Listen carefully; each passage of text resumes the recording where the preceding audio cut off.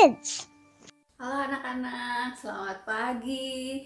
Senang sekali kita berjumpa kembali dalam Impact Kids. Wah, Tuhan pasti senang melihat anak-anak tetap semangat dalam belajar firman Tuhan. Nah, anak-anak, hari ini kita akan membahas tentang menang atas godaan iblis. Nah, kita akan belajar dari Amsal 26 ayat 24. Mari kita baca sama-sama dari Amsal 26 ayat 24. Si pembenci berpura-pura dengan bibirnya, tetapi dalam hati dikandungnya tipu daya. Anak-anak tahu siapa si pembenci? Oh iya, betul. Si pembenci adalah iblis, bapa penipu yang sangat jahat, licik, yang menginginkan manusia jatuh ke dalam dosa. Iblis ini sangat membenci orang-orang yang takut akan Tuhan, orang yang taat akan firman Tuhan. Karena itu, ia menggunakan berbagai cara untuk menggoda kita, bisa melalui pikiran, kelemahan kita, bahkan teman-teman kita. Anak-anak, ada seorang anak bernama Han. Suatu hari ia pamit pada mamanya untuk pergi ke gereja, dan setelah itu Han mau pergi membeli sepatu. Waktu itu di gerejanya ada acara doa. Di jalan, iblis menggodanya melalui pikirannya. Wah, kalau aku ke gereja dulu, nanti aku gak kebagian sepatu yang aku pengen. Sepatu ini kan limited edition, cepat habis. Kayaknya gak usah ke gereja deh, takut gak kebagian. Tapi ia ingat firman Tuhan dari Matius 6 ayat 33. Yuk kita baca sama-sama Matius 6 ayat 33. Tetapi carilah dahulu kerajaan Allah dan kebenarannya, maka semuanya itu akan ditambahkan kepadamu. Han berpikir kembali. Iya ya, aku harus mendahulukan Tuhan. Akhirnya Han pergi ke gereja. Ia mengikuti acara doa. Setelah itu, ia baru pergi membeli sepatu. Ternyata anak-anak, Tuhan sediakan sepasang sepatu, tinggal satu-satunya, dan ukurannya pas dengan kaki Han. Han merasa senang sekali. Han sudah menang atas godaan iblis, dan ia mendapat berkat dari Tuhan waktu ia ke gereja, dan ia juga mendapat sepatu limited edition yang ia inginkan.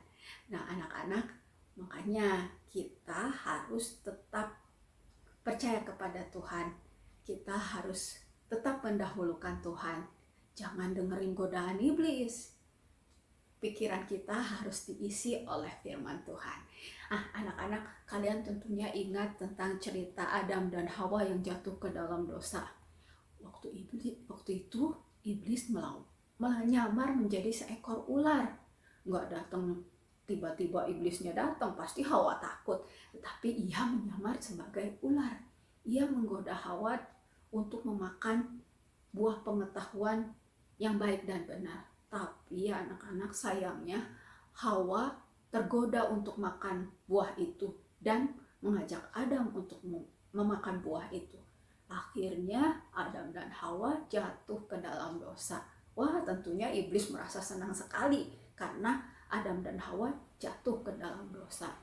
Dalam kehidupan kita ya, iblis juga bisa menggunakan kelemahan kita.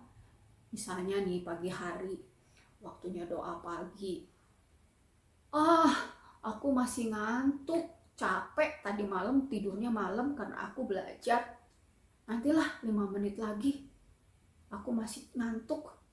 Akhirnya kalau kalian tetap tidak bangun tidur, ketiduran, akhirnya tidak doa. Siapa dong yang menang? Iya, iblis yang menang. Tapi kalau kalian mengalahkannya, aku harus bangun, aku harus berdoa. Wah, iblisnya kalah deh. Iblisnya menangis terseduh-seduh. Nah anak-anak, atau waktunya sekolah minggu, teman kalian ada yang mengajak main game. Udahlah main game aja, sekolah minggunya nanti aja, toh sekolah minggunya online, bisa kapan saja. Tapi karena dia tunda-tunda, akhirnya nggak sekolah minggu. Wah, itu siapa yang menang? Tetapi kalau misalnya kalian sekolah minggu dan bilang sama teman-teman kalian, ayo ikut sekolah minggu, wah Tuhan Yesus menang banyak. dan iblis kalah banyak. Wah, tambah menangis deh iblisnya. Nah, anak-anak, Tuhan Yesus juga sudah memberi kita contoh. Tuhan Yesus menang atas cobaan iblis. Tuhan Yesus menang atas godaan iblis. Berapa kali anak-anak? Iya, betul, 3 kali. Dan semuanya Tuhan Yesus menang. Tuhan Yesus mengalahkannya dengan apa? Dengan firman Tuhan. Nah, anak-anak, Tuhan juga sudah mempersiapkan kita senjata untuk melawan iblis. Dalam Efesus 6 ayat 11 dikatakan, kenakanlah seluruh perlengkapan senjata Allah supaya kamu bisa bertahan melawan tipu muslihat iblis. Tuhan akan selalu mengingatkan kita melalui firman Tuhan supaya kita kuat, supaya kita mempunyai senjata yang banyak. Kita harus rajin berdoa. Kita harus rajin membaca Alkitab dan merenungkan firman Tuhan setiap hari. Nah, anak-anak, mari kita kalahkan iblis. Jangan mau tertipu ya anak-anak dengan kata-kata manisnya iblis. Ayo kita buat iblis kalah, biar iblis menangis terseduh-seduh. Kita harus menang atas godaan iblis.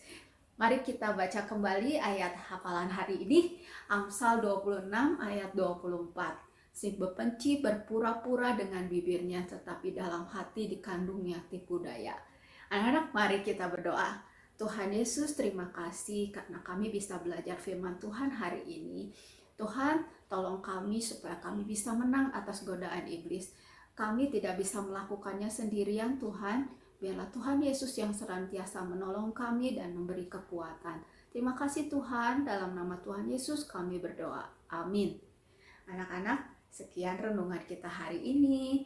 Tuhan Yesus memberkati. Impact Kids.